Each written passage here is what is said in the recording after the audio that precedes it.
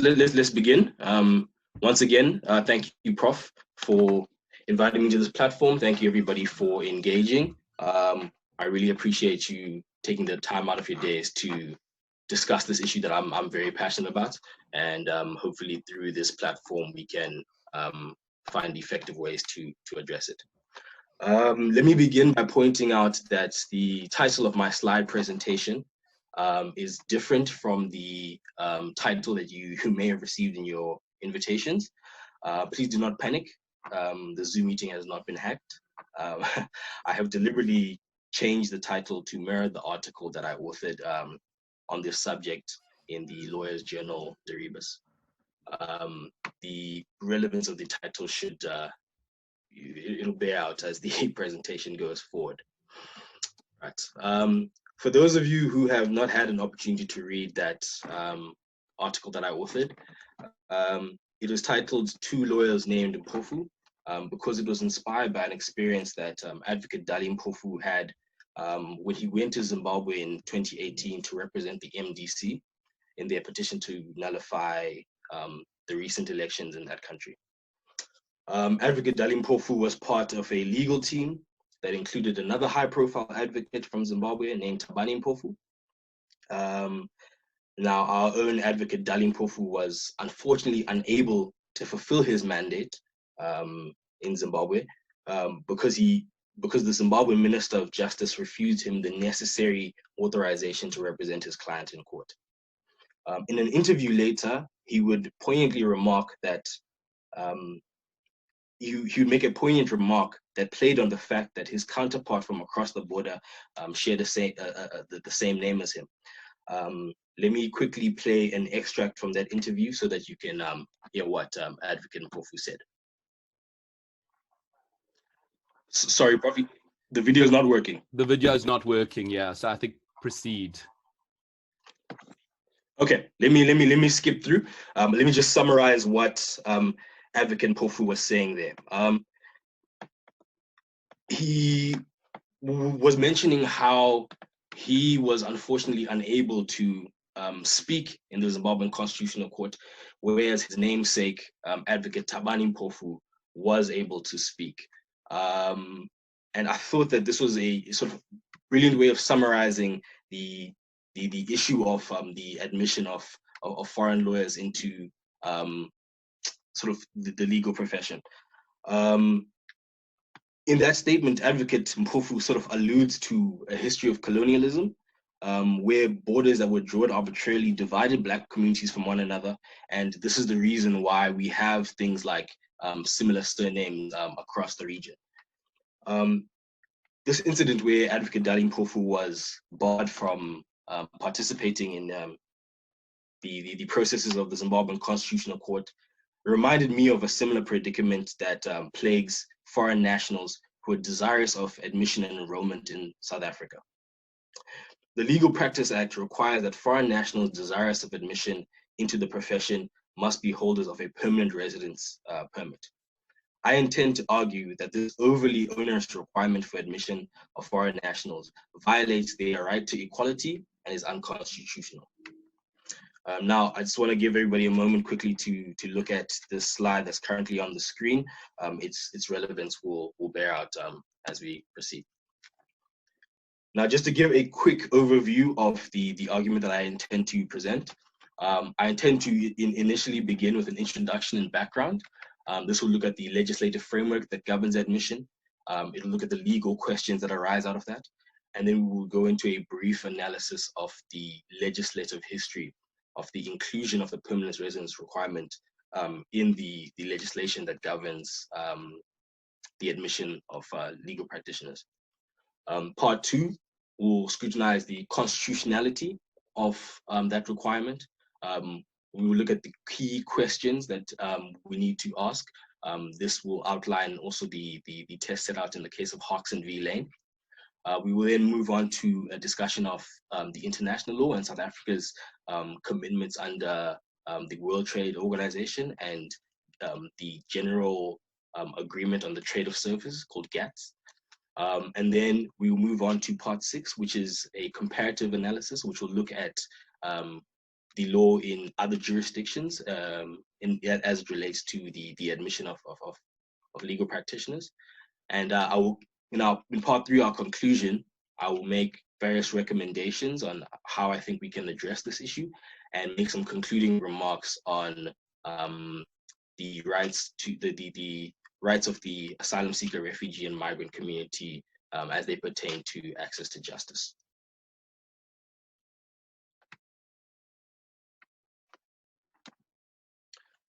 Now, getting straight into the introduction and background, the admission of legal professionals is governed by the Legal Practice Act, we're calling it the LPA going forward.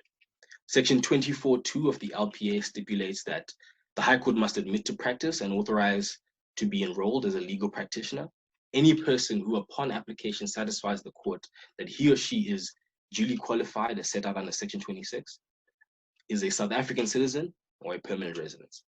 Now, please note that this discussion will be confined to Section 24(2)(b), Roman numeral 2 of the LPA, and foreign legal practitioners, as envisaged by Section 24(3)(a) of the Legal Practice Act, will not be discussed.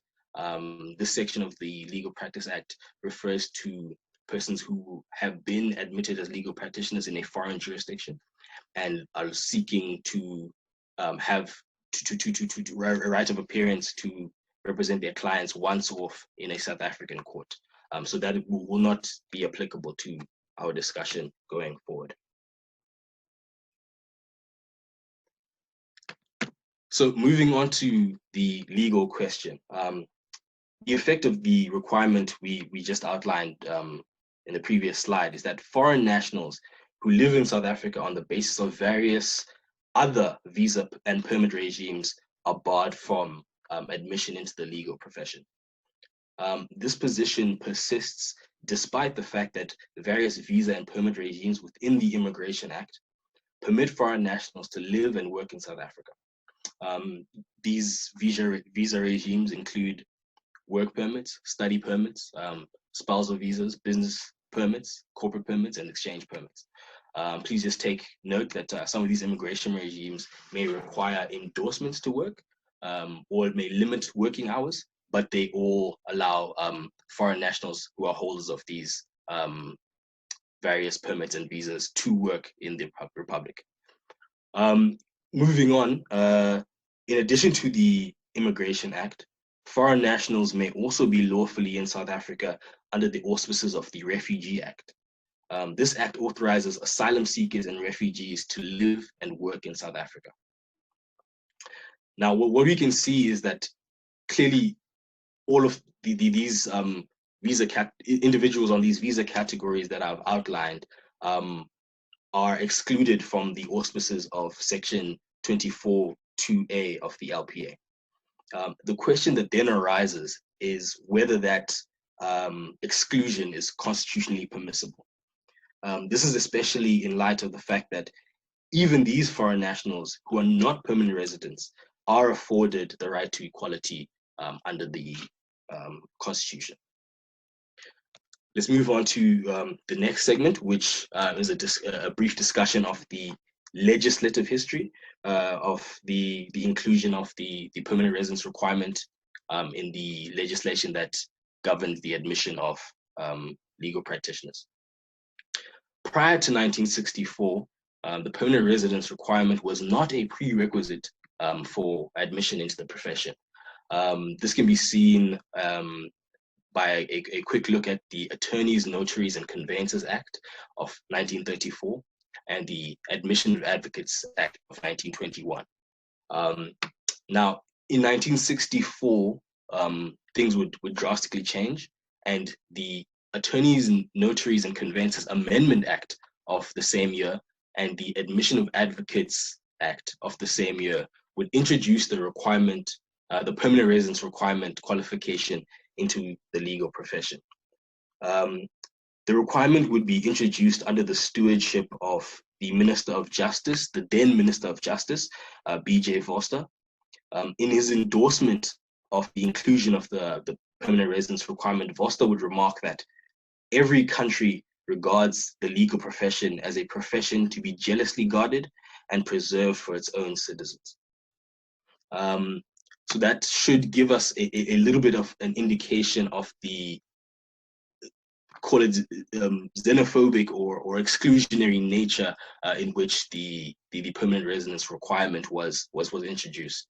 I just also want to give a brief contextual analysis of what South Africa looked like at that time in history, and why maybe the permanent residence requirement made sense for that period of history for a regime like that one, that was like for a regime such as the apartheid regime. The permanent residence requirement was introduced in a time where the apartheid regime was implementing increasingly racialized laws, policies, and violence. This includes, in and around that time, the exit of South Africa from the Commonwealth, the banning of the ANC and the PAC, the Sharpeville massacre, and the introduction of Homelands legislation that effectively stripped Black South Africans of their South African citizenship and conferred upon them the citizenship of the various Black homelands. So I submit that the introduction of the permanent residence requirements was arguably done in consonance with the increasingly racialized position of the apartheid regime. It made sense for that regime to begin to exclude individuals that they thought may threaten their way of life from admission into the legal fraternity.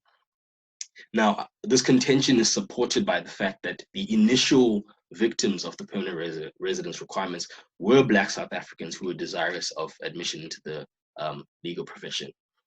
In a presentation to the United States-based civil society organization, the Lawyers Committee for Civil Rights and the Law in 1985, the former Premier of Mpumalanga, Matthew Sposa, would deliver a scathing criticism of the exclusionary nature of the South African legal profession.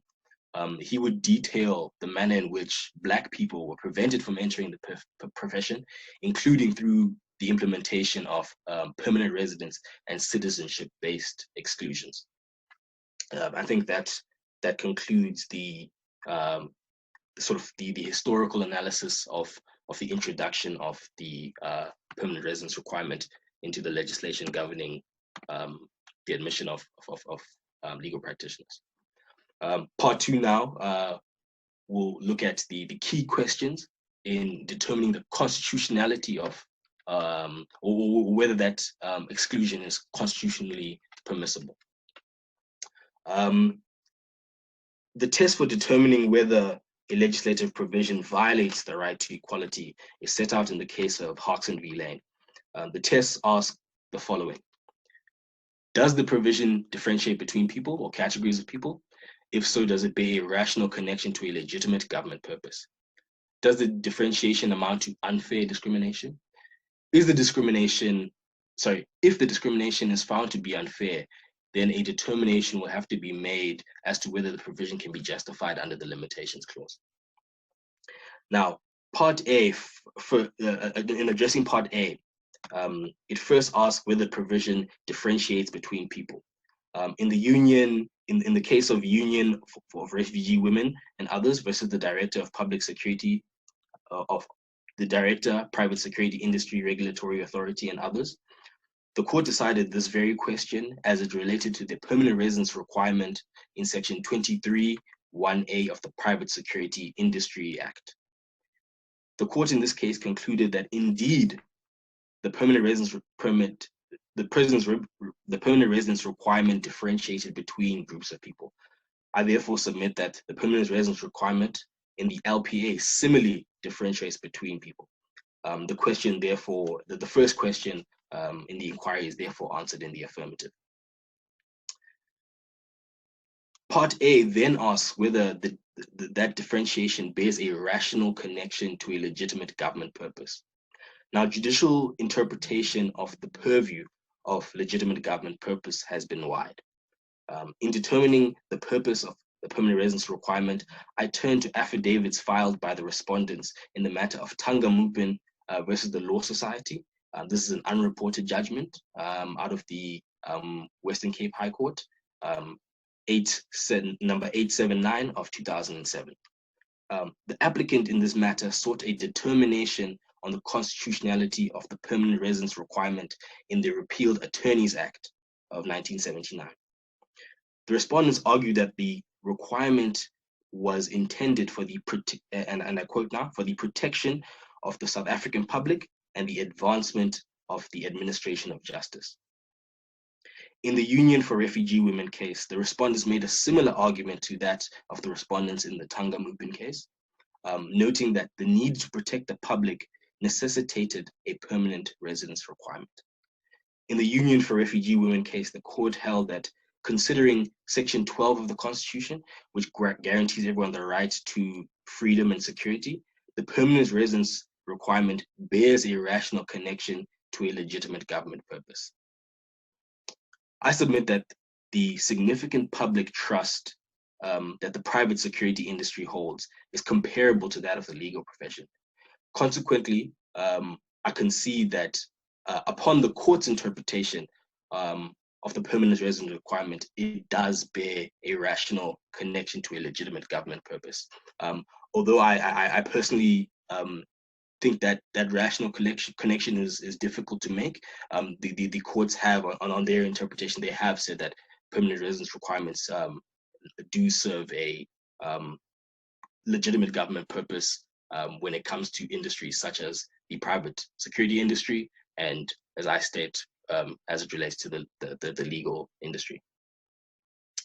So that is a part A dispensed with. Let me move on to part B. Part B of the inquiry asks whether the differentiation amounts to unfair discrimination. The Equality Clause contemplates discrimination as either differentiation on one of the listed grounds in Section 9.3 of the Constitution, or differentiation based on an unlisted ground that is sufficiently analogous to those listed. The distinction between listed and unlisted is that the former enjoys a presumption of unfairness, whereas unfairness of the latter must be established. In the Harkson case, the court held that there will be unfair discrimination on an unlisted ground if it is based on attributes or characteristics which have the potential to impair fundamental human dignity or to affect a complainant in an adversely comparable manner. Therefore, establishing unfair discrimination hinges on the effect it has on the victim. Expanding on this this requirement, on this question, the court in Hoffman versus South African Airways held that the determining factor regarding unfairness of discrimination is the impact on the person.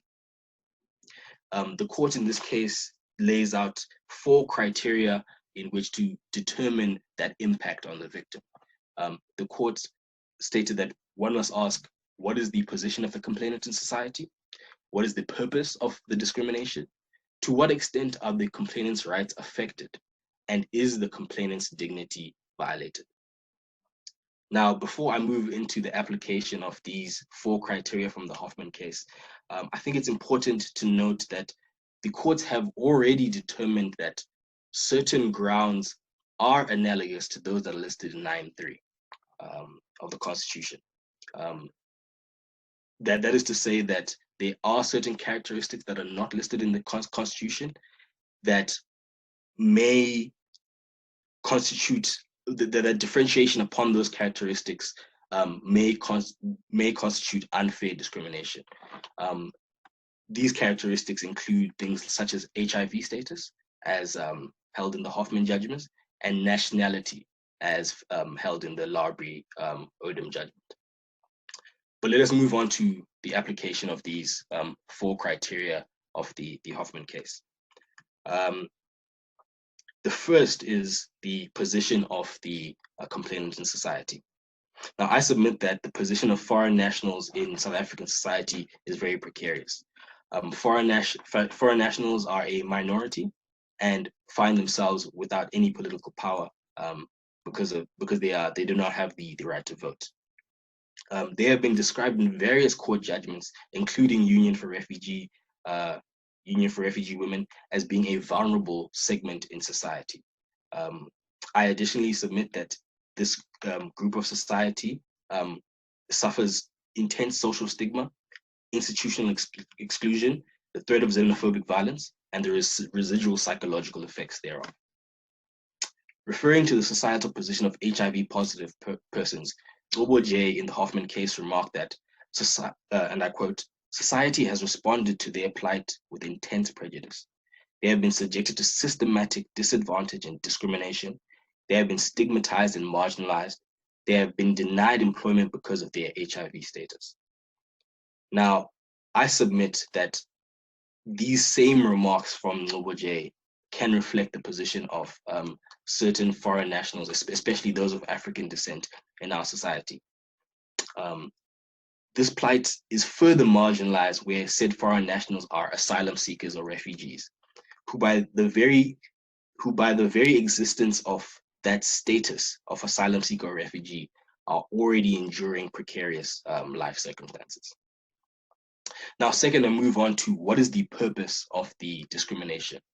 Now, again, I'm going to rely on the affidavits filed by the respondents in the Tanga Mupin case, in which they set out that the reason why the permanent residence requirement exists in the legislation that governs admission of legal practitioners is to protect the public from untrustworthy or unscrupulous legal practitioners.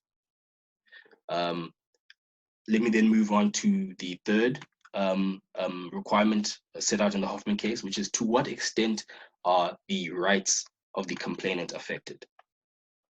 In addressing this consideration, I submit that the extent to which the rights and interests of foreign nationals are prejudiced is significant. I refer again to the conclusions of the Hoffman case, where the court held that the denial of employment has a devastating impact. The court elaborated, pointing out that the denial of equal access to employment effectively condemned the complainant to, and I quote, economic death. Now, I think that we can all imagine how much more significant that economic death statement is in light of COVID-19 and the devastating impact it is having on our unemployment statistics. So similarly to the effect in the Hoffman judgment, I think that the statement of economic death similarly applies to foreign nationals who are barred from the legal profession in a similar manner. There's also a case to be made for people who are pseudo refugees. These people are people who are on special visa dispensations. These include the Zimbabwean Special Permit Dispensation and the Lesotho Special Permit Dispensation.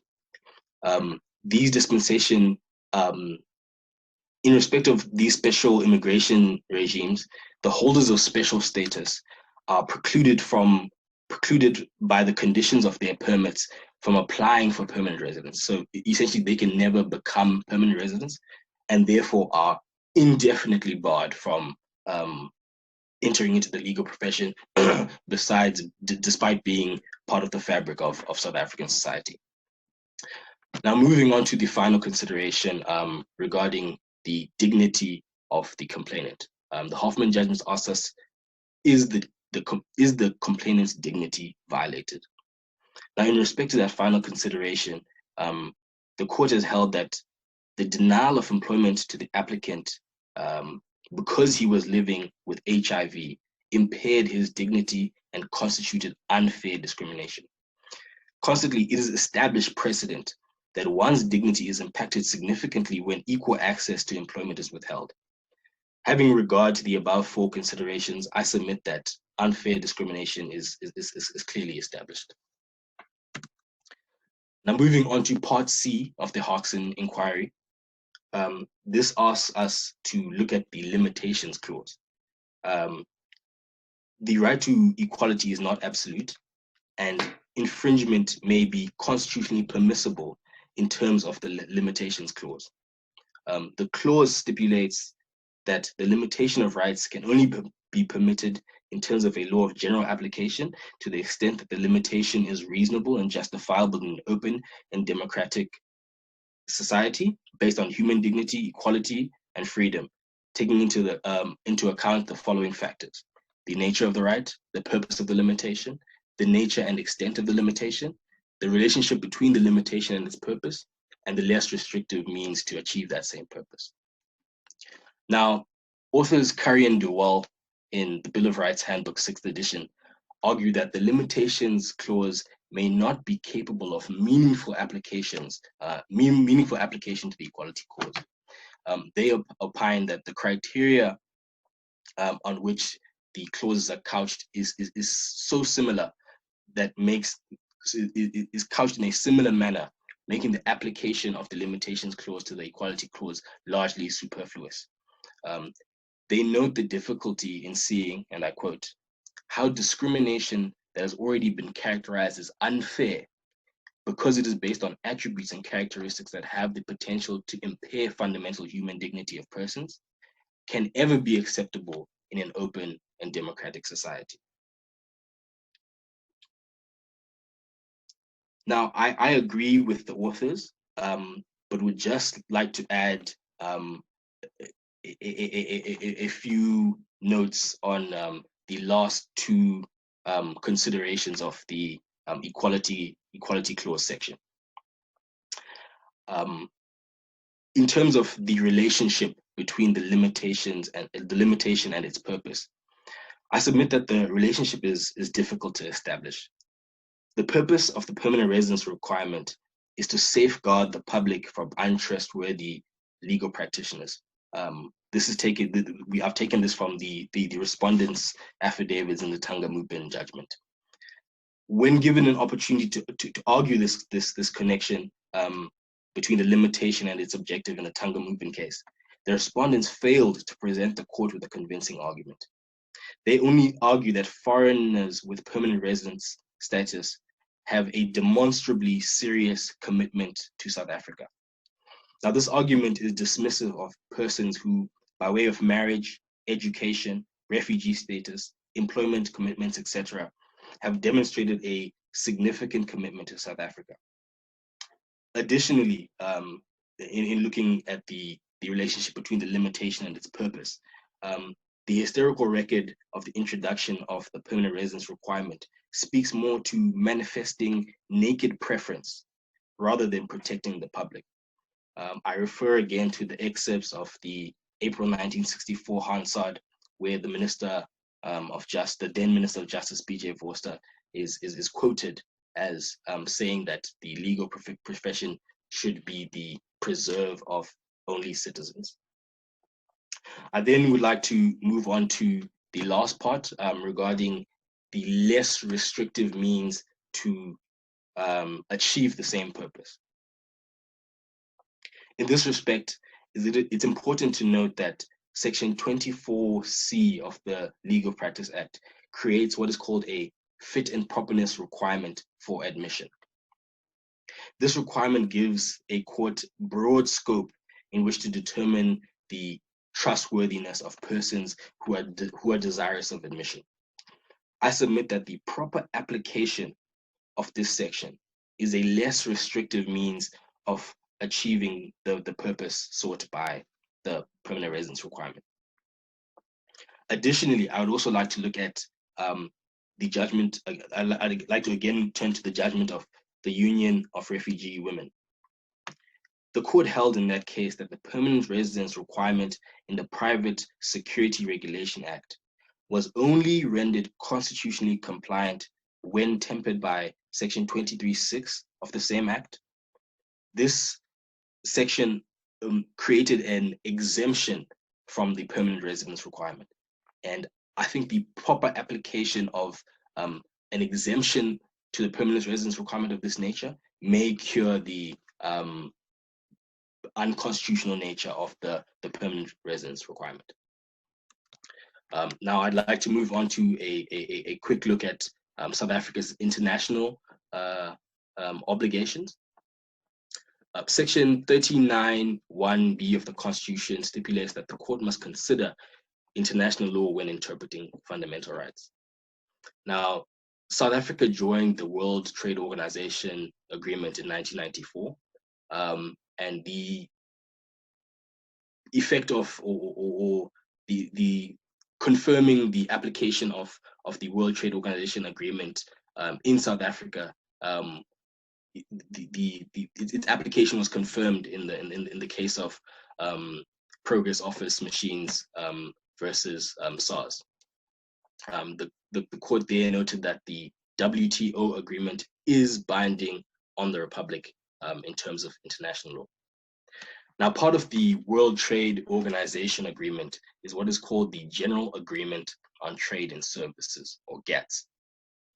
Now, under GATS, South Africa has committed to the liberalization of the international trade and services, including legal services. And although I do not argue that South Africa is not meeting its obligations in terms of GATS, I do point out that academics have noted in part that the residence requirement hinder GATS's overall bid to liberalize the trade in services and should therefore be reviewed. I think I agree with these academics in that the residence requirement may not violate GATS, but sort of runs contrary to its overall spirit. Now I'm going to move on to a analysis of comparable of the law regarding the admission of legal practitioners in comparable jurisdictions. Section 39(1)(c) of the Constitution stipulates that the court may consider foreign law when interpreting fundamental rights. Now, an analysis of comparable foreign jurisdictions, Canada, Australia, the UK, the US, and the majority of SADC countries, reveals that South Africa's inclusion of the permanent residence requirement runs contrary or is an abrogation of the international norm. It seems that a number, or I'd even say probably the majority of comparable jurisdictions do not limit entrance into the legal profession in the manner in which South Africa has through the implementation of the permanent residence requirement. Now, I think special mention needs to be made of the Canadian judgment of Andrews versus the Law Society of British Columbia. Permanent residence as a condition for admission into the legal profession was found to, in this case, permanent residence as a condition for admission into the legal profession was found to violate the right of equality. The court in the Andrews judgments applied a similar test to that in Harkson and found that non-citizenship was a ground analogous to those listed in the Canadian version of the equality clause. The court stated that discrimination on the basis of nationality has from early times been an inseparable companion of discrimination on the basis of race and national or ethnic origin. Now, I'd like to direct everybody's attention to the map of the SADC countries. And all the countries in blue do not have a similar permanent residence caveat to admission into the legal profession, and only Malawi, Mauritius, and South Africa have these permanent residence requirements. Now, I'd like to move on to my conclusion and give a few recommendations on how I think that this issue can be addressed. I submit that the first way in which we can address this is by following the exemption clause that was found to hold the permanent residence requirement in the Private Security Industry Regulatory Act constitutional.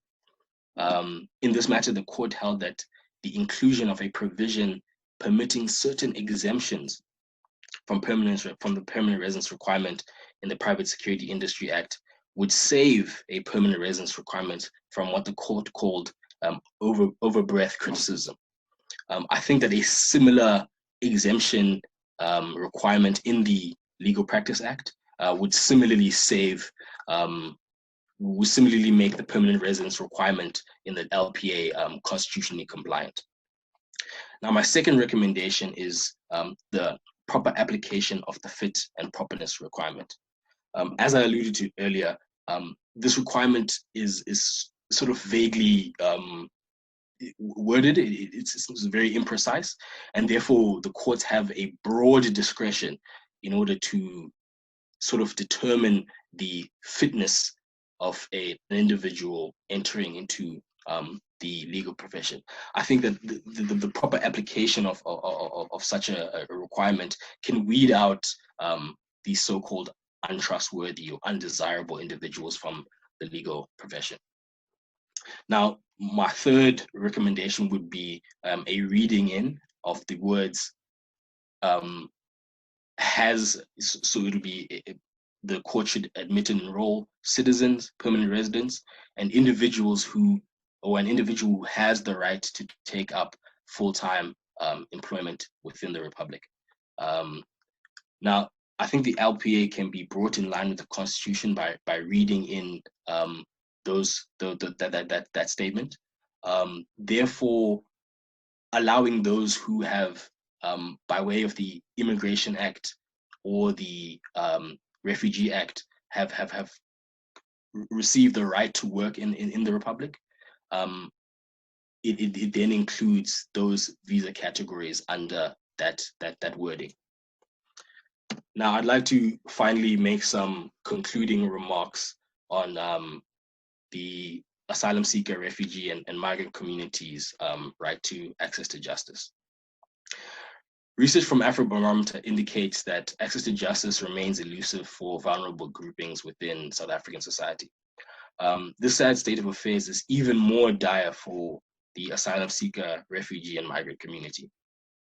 Language barriers, institutional exclusion, fear of xenophobia, and what I argue is a lack of adequate representation within the legal profession results in a de facto denial of the right to access to justice for this community.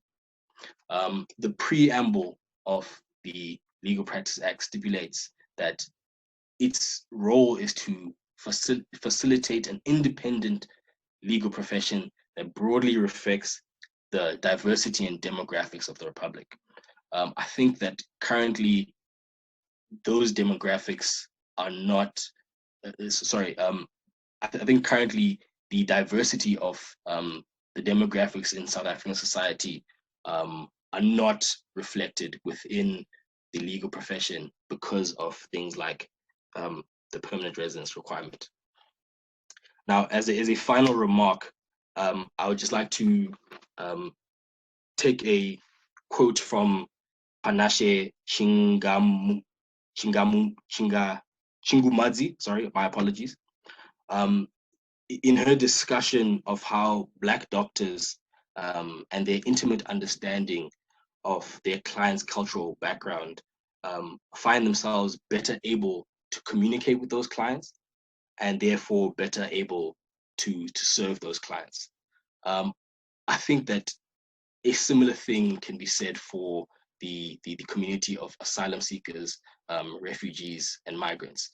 I can tell you from my own personal experience of working with individuals in this community, they generally trust or are better able to trust someone who can relate to their lived experiences. And I think, therefore, they need to have some sort of representation within the legal profession in order for them to sort of fully realize their rights. With that, I'd like to conclude. Thank you all for paying attention. I really do appreciate it. I am leaving all my contact information and a little bit of my bio up on the screen for anyone who would like to get in touch and sort of take have a discussion on the subject matter. Thank you again, Prof, for allowing me this platform. Yeah, that's it. I've concluded.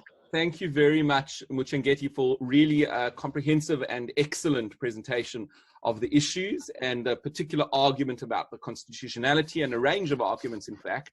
It was really, really excellent engagement. And I think there are actually a number of questions already coming through.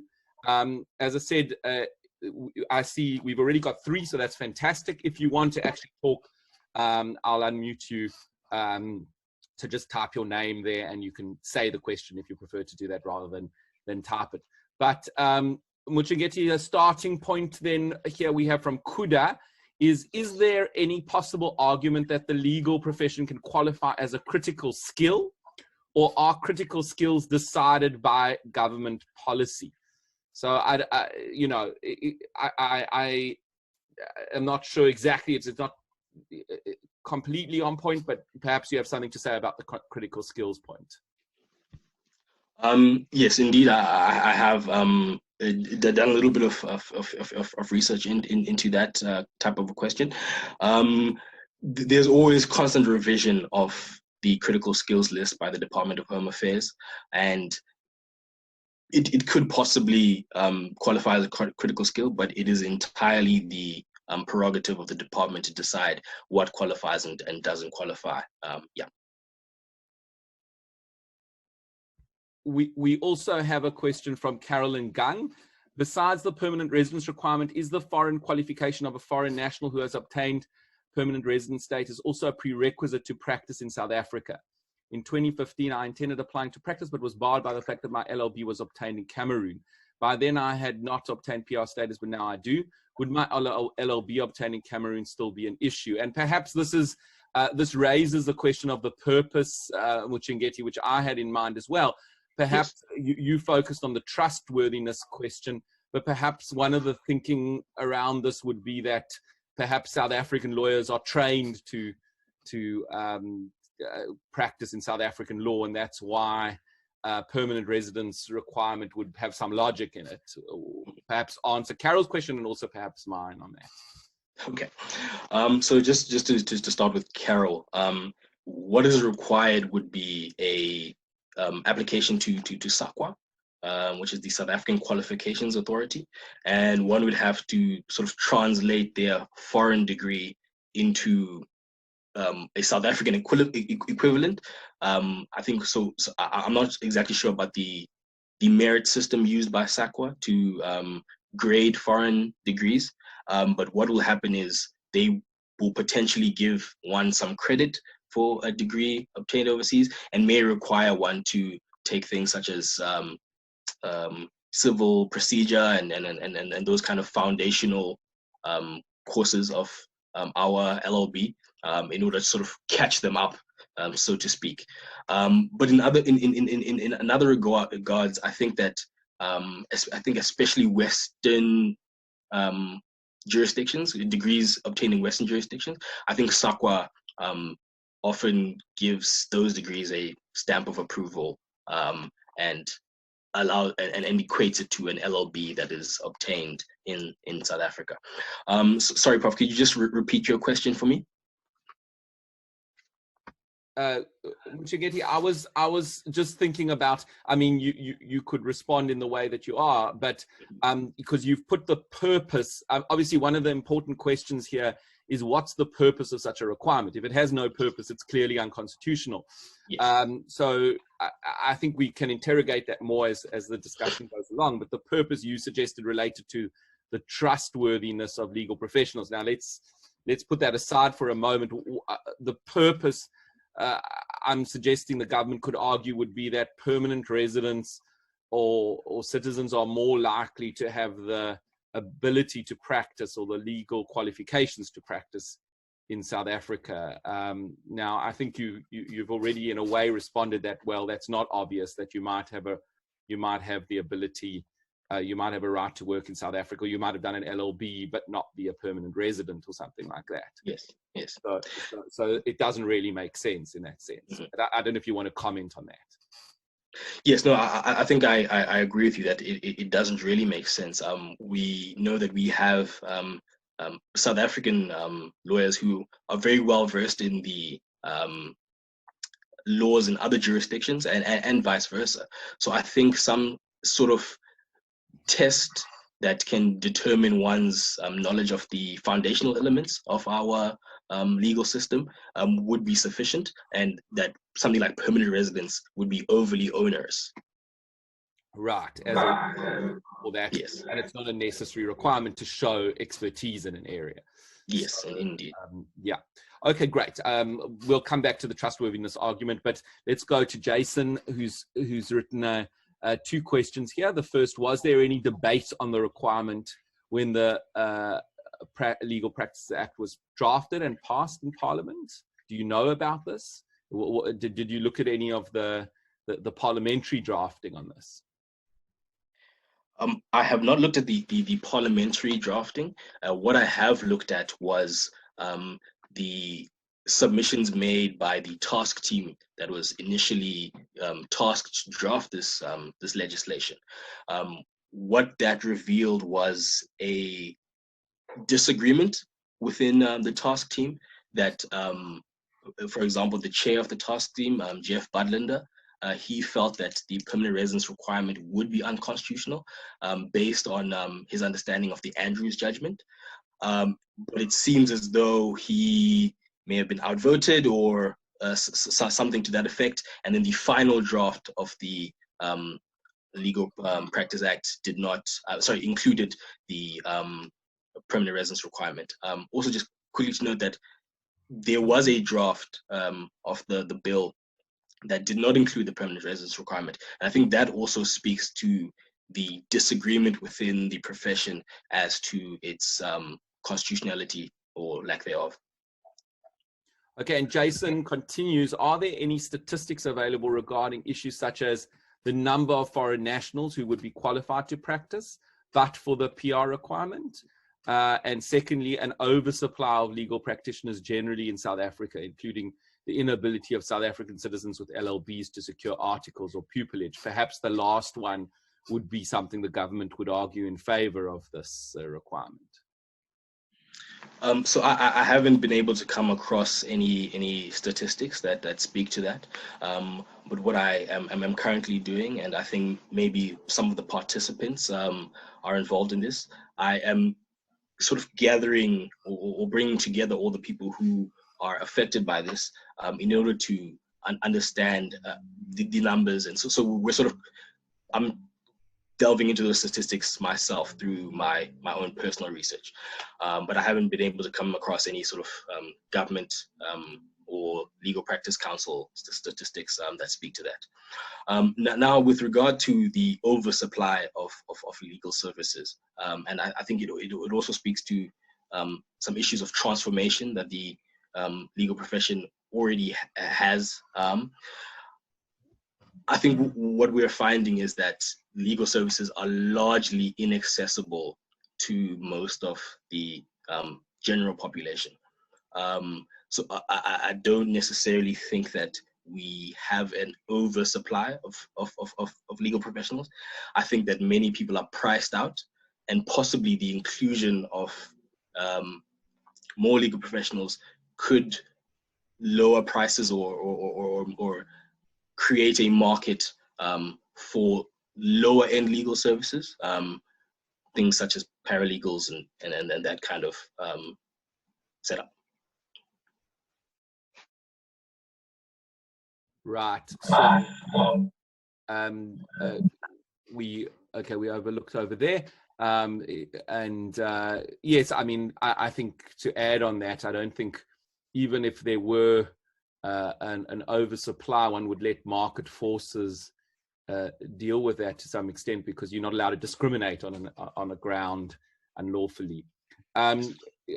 We have a question from Charles Clint. Question or comment: have you tried to look at how the European Union countries members deal with this issue and how they can be adopted or compared to member states of SADC? So a comparative jurisprudence question. Okay, thank you for that, Charles. As I alluded to in the comparative analysis, permanent residence is not a barrier to admission in the EU. So they would just require the standard checks and balances to make sure that one is properly qualified, including a degree certificate, including some sort of training. And yes, I do think that a similar position can be adopted in SADC and in South Africa. Okay, and then a question about Zimbabwe and Lesotho exemption permits have an air of impossibility, it says, from Trust. Okay, it says, as they bar one from acquiring permanent residence, yet the Legal Practices Act requires permanent residence. Isn't that a conflict of laws? And I think we have a follow-up here from Alicia in respect of Trust comments above. These exemption permits are issued in terms of Section 31(2)(b) of the Immigration Act, which speaks to permanent residence, but for a specified period of time. Surely then anyone on this exemption permit could be admitted. So what are your thoughts about that? You may have experienced this yourself. Unfortunately, the section, I think it's 32(1)(b) of the Immigration Act, which establishes those special Immigration Act permits and regimes, allows for the minister to make conditions upon on them. And one of the conditions is a indefinite bar from applying for permanent residence. So as I alluded to in the presentation, these individuals are permanently barred from the legal profession because they are unable to ever apply for permanent residence. An interesting thing I'd like to also touch on with regard to that section is that I think prior to 2014, the Department of Home Affairs would often give foreign nationals who have met all the other requirements for admission into the legal profession an exemption. So they'd allow them to acquire permanent residence and to practice as lawyers. Now, without really any explanation that I've been able to find, the department ceased that policy, effectively closing the door on a remedy that was used by foreign nationals to sort of go around the permanent residence requirement in the past. Okay, and so we seem to have exhausted the questions in the chat. If anyone else wants to add, I mean, I'm going to ask one or two, Muchengeti, about the, so as I said, I think the key question is there any justifiability behind the requirement? And we've already discussed a little bit about perhaps expertise, which doesn't seem to me to be justifiable. You referenced the justification in Union for Refugee Women, and I quote I think the core sentence that the judgment says is, the reality is that citizens and permanent residents will be more easily able to prove their trustworthiness in terms of the Security Act. The court doesn't say a lot more about that, and it seems to me as a very doubtful rationale. So do you want to maybe perhaps say something about that? Are permanent residents and citizens more trustworthy and fit and proper people than people on other statuses?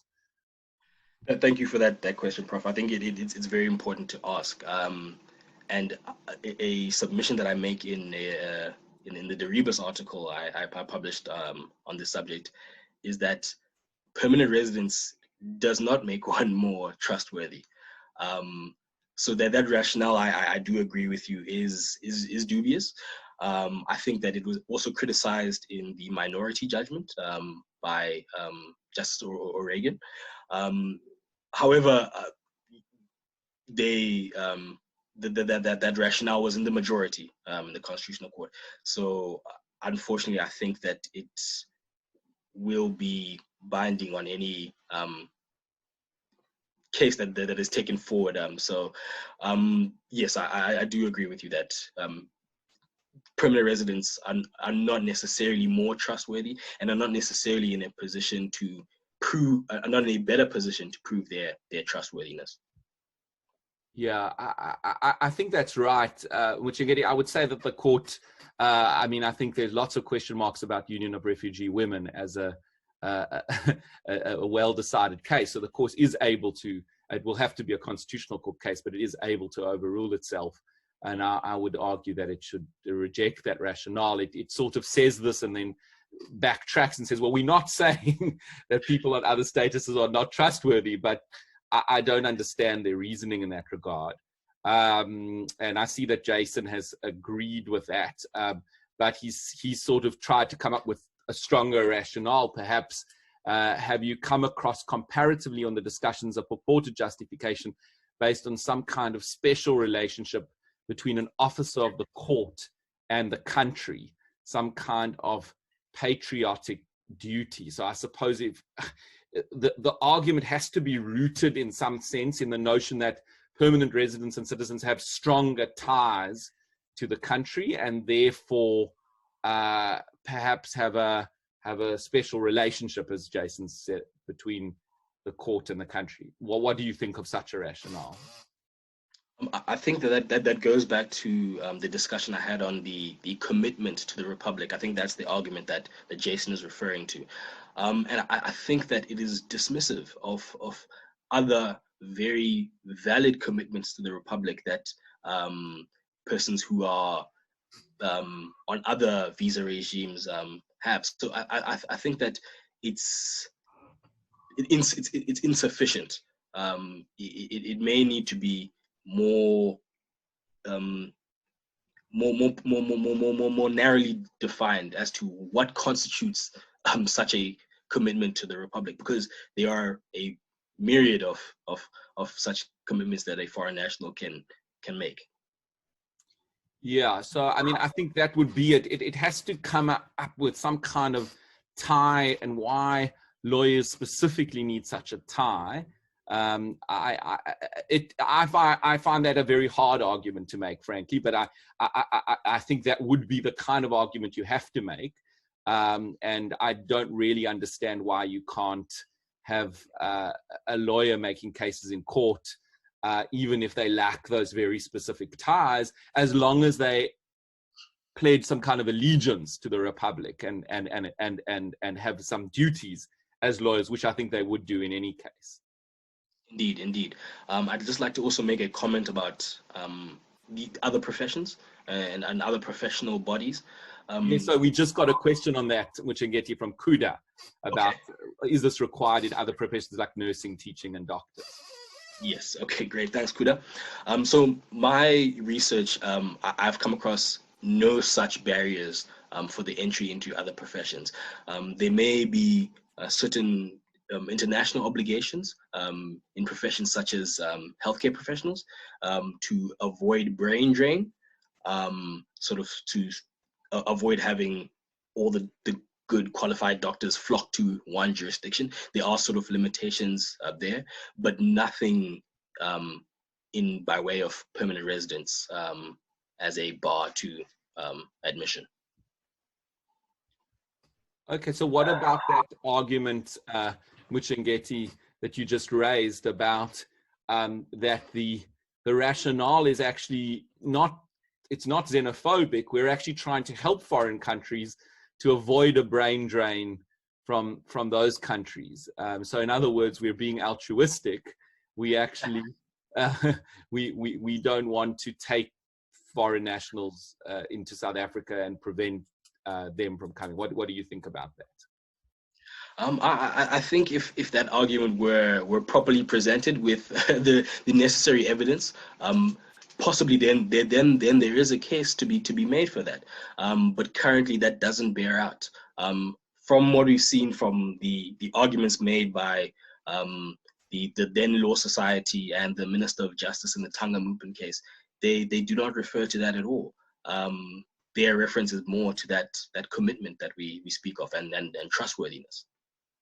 Right, and do you think that, I don't know if it's in the government's right to decide for other countries or for other people in other countries, I suppose is the question in that regard.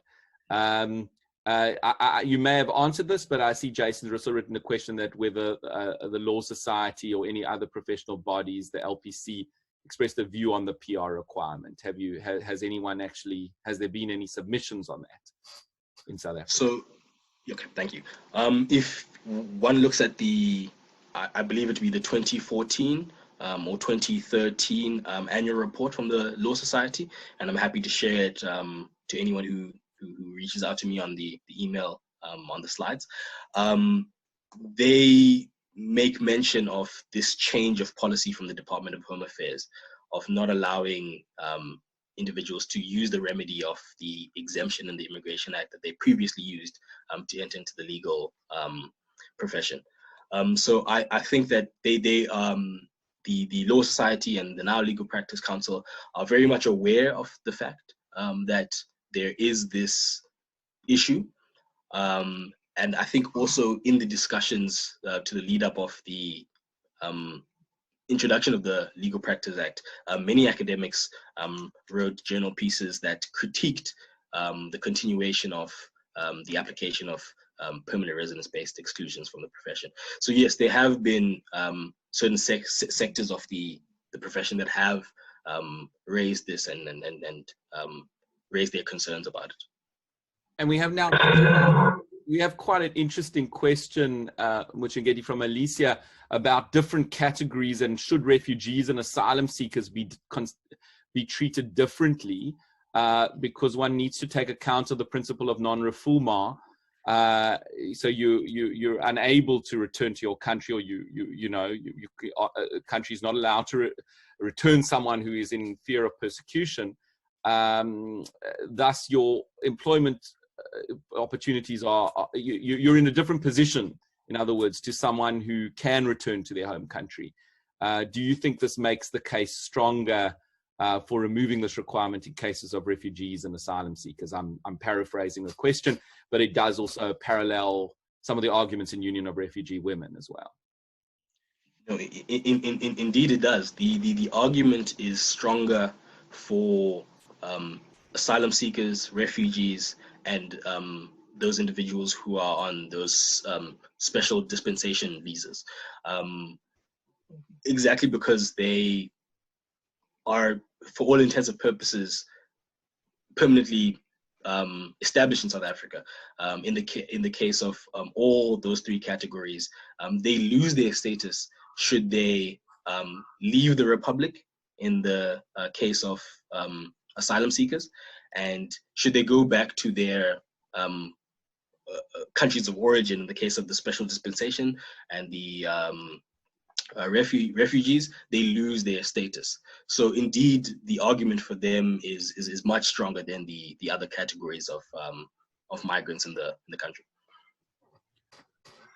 Okay, fantastic. And I see Janet has just made a comment that in the public healthcare sector, there are some limitations also put in place to address issues of brain drain, which I suppose may be one of the rationales that we came across, which makes some sense.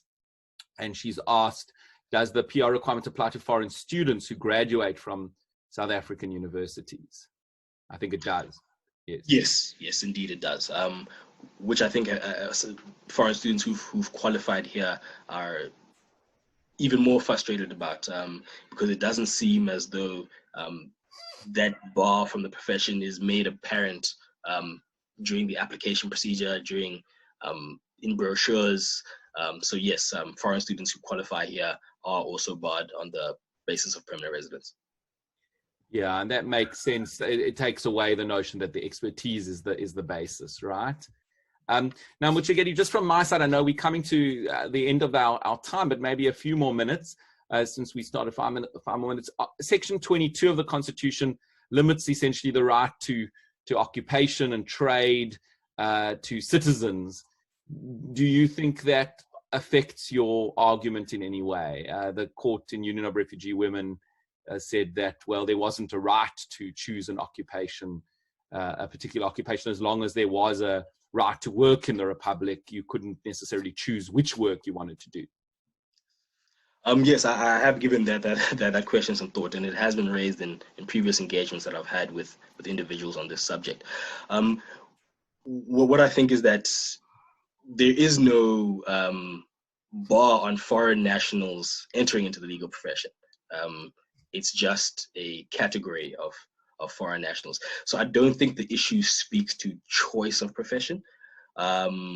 So I think that would be my response there. And of course, one can fully realize their rights under the Bill of Rights. So just because a certain right is not applicable to a group, I don't think that stops them from fully realizing their other rights under the Bill of Rights. Absolutely. And lastly, just on your recommendations, and maybe one or two people want to weigh in on this. I mean, you essentially say, well, maybe an exemption requirement like in the security industry would certainly be a less restrictive means, and I agree with you on that. But if you were arguing this case, would you not want to go for the unacceptability generally of this requirement, or do you think it's okay if there's an exceptional, as long as you can apply for exceptions? And it raises a question to me: on what grounds would one person be exceptional to other people, like in terms of the exemption requirement? So it seems to me that the argument needs to go, either the requirement has some sense in it, or it really lacks any proper justification and it probably needs to go. What are your thoughts? No, indeed, I think you are right. With the recommendations, I sort of took a shotgun approach. So all the ideas that I have on how to address or how they can be less restrictive means I've just placed out there. But in my own experience working with refugees applying for licensing under the Security Act, I found that all that is required is a police clearance that obviously stipulates that there are no investigations or criminal record regarding the individual applying. I tend to agree with that. I think that is an acceptable level of commitment that act requires from a foreign national who would like to be licensed under the Security Act. And I think a similar type arrangement in the LPA could be appropriate. But I think you're right. If we are arguing this in court, I think the trick would be to go for the complete unacceptability. But I think that sometimes in legal battles, a compromise is found, and I think that that's a reasonable compromise. Okay, yeah, no, that makes sense, and certainly to present something short of the full, the full victory, right, would be important. I see Justin has just added a question. Do you perhaps think that ZEP holders will be disadvantaged by the fact that they were once illegal in the Republic and they were given these permits as a means to manage a situation? So I don't think that they will be disadvantaged on that basis. The introduction of the special visa dispensations specifically addressed that issue, and sort of amnesty was given with an understanding of the circumstances that brought these individuals into the Republic. So this is the same reason why when these individuals approached the authorities to get a special dispensation permit, they were not arrested on the basis of being illegally in the country. So no, I don't think that the illegality will affect them. Fantastic, Muchengeti. Well, thank you very much. We have had a range of questions, and I'll try and see if we can kind of copy these, because these might be helpful for you going forward. I know you have published a piece in De Rebus. Potentially, maybe, I mean, I see a journal article in this, which would be a useful contribution, and perhaps the court will, in fact, be seized of this matter. Have you heard of any challenges that are being lodged against this requirement? Unfortunately not. I haven't heard of anything. I have, though, been in contact with a various number of individuals who seem eager to take the challenge to court. So that may present some interesting opportunities. And yes, Prof, I think our first engagement was that I would like to make this into a journal article, and possibly get some of your insights on that. That'd be great. Thank you very much, Muchengeti. I definitely think it's there. And I see we've got some requests for sharing presentations. We've got one question, but I think we won't be able to take that. I'm going to try and copy them to you. And I just want to thank you again. I think it's, as you can see, you're getting a lot of appreciation in the chat. It was a really clear, rigorous examination of the issue. And I think both a legal challenge and hopefully academic contribution will follow. Thank you very, very much, Muchengeti. And I'm going to, on behalf of the others, because they can't give you a clap. We, as I mentioned, we will regroup at the same time. This worked very well. I hope most people, I see one or two people had problems with hearing, but I think most people participated and could hear. And so we look forward to our seminar next week, which will be at the same time, and you will receive a mail from us with the details, and you'll need to just RSVP in the same way. So once again, thank you everyone, and cheers, and all stay healthy and well, and have a good weekend.